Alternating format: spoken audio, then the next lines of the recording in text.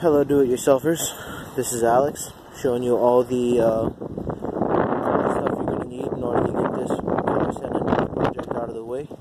Just going to start out with some water sanding. That's going to be my water source for today. Some 600 grit sandpaper. Typically for experienced wet sanders, you could use a grit this low.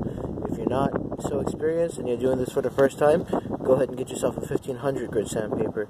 It's more forgiving. You're going to have to take a little bit more time sanding, but it's going to get the job done just fine. You're not going to cause any damage at all. You're going to need a variable speed buffer. This is a nasty pad. I've been using it for, I don't know, 3-4 months already, so it's missing foam and stuff like that, so you always want to make sure that you're going to start out with a fresh pad. This is the 8-inch foam pad. You know, see how it says cutting there? That's going to cut and polish as I'm going. So anyways, I'm jumping ahead of myself. Here's the I know I said previously to use 3M. Right now I'm using Meguiar's. That's what I had on hand, so that's what I'm going to use. See that fine cut cleaner? Removes fine surface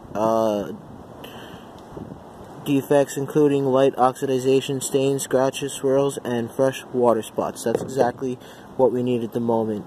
And then when we're finished cutting it and buffing it, we're going to go ahead and use this Mirror Glaze high-tech yellow wax, and it's just gonna blend everything in, make it have a nice mirror finish, and it's gonna hopefully match the manufacturer's shine, which right now is a Mercedes manufacturer shine.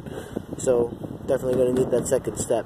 Anyways, you got your compound cutting foam C-pad, and then you got your microfiber cleaning cloths. This is to wipe in between, to apply your glazes and waxes, and on the second step you're going to be buffing by hand, not with the buffer. If you need to on a sensitive area, if you're only doing one panel, you're going to need some tape. I'm doing the whole front clip, so that's not going to be an issue.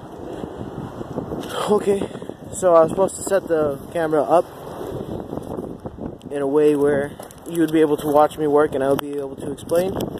However, I don't have anything like that on hand, so I'm just going to get to work while we're on the phone.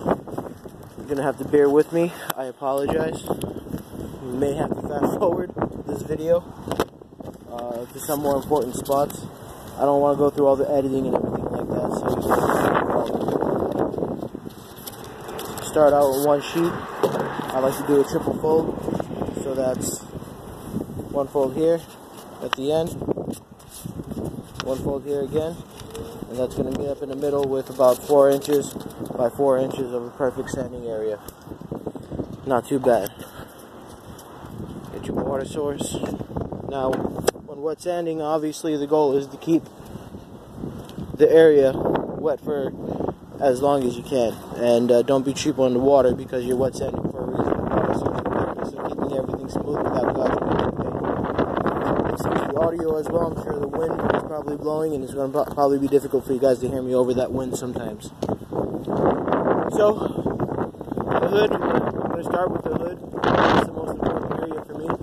Remember, when sanding a big hood like this, it could be pretty exhausting once you think that you're going to be attacking the whole thing at once. So what I like to do is break it down into 3 pieces. You got your middle, your left, and your right. So always start out a section at a time, and it won't seem to be like you're really doing the whole thing at once. It makes it a little bit easier mentally for you to go ahead and get the whole thing done. Alright, with that said, I'm going to begin. Start out with your water, and you can see the high areas, these bumps, all those highs is what we're really after right now.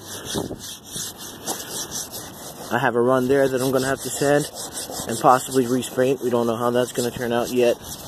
So right now you can see I'm starting just sanding vertically right now, and that's just to get a feel for what's high, for what's low, because my hands are trained enough that I can actually feel what's going on under the sandpaper. But after I get a feel for it, you're going to see I'm going to start switching to circular motions. And this is going to help cover more area at once. You just want to stay in one direction, work your way all the way down in these circular motions.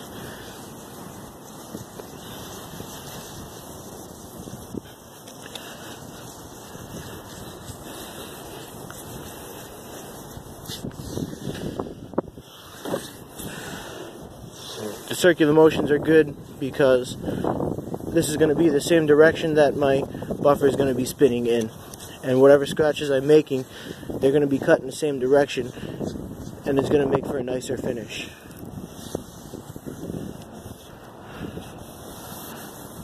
Okay, so it's called color sanding for a reason. It's because as you're sanding, you can actually see the color inside the water. It's actually called a slurry. It's the water slurry, what's coming off as you're sanding. And you can see that it gets a color in there. I have a phone call. For the sake of the video, I'm going to continue recording. Alright, so what you're going to want to look for is that orange peel to get faded. So the orange peel is two different levels. When you spray the clear coat on, you're going to have high levels and low levels, and that's what gives you that orange peel effect. What you're going to want is all the highs to look like they're faded, but the lows are going to still be looking like the original paint clear coat finish.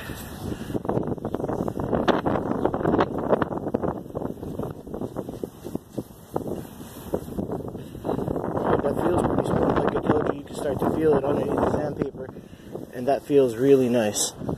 It's hard to see exactly what it looks like due to the slurry being so thick right now, so I'm going to go ahead and rinse it, check it out.